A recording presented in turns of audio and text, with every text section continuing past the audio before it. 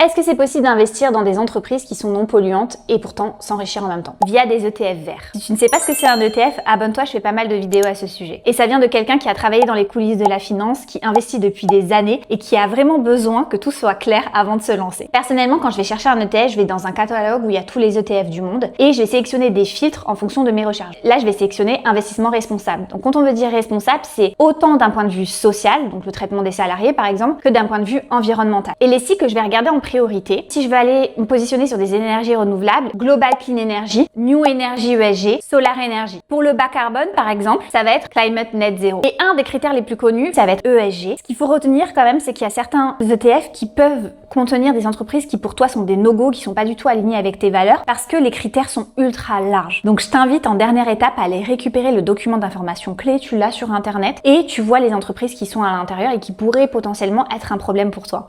Maintenant la question, c'est est-ce que ces ETF peuvent être aussi performants que des ETF classiques? Et c'est ce qu'on va voir lors du prochain épisode.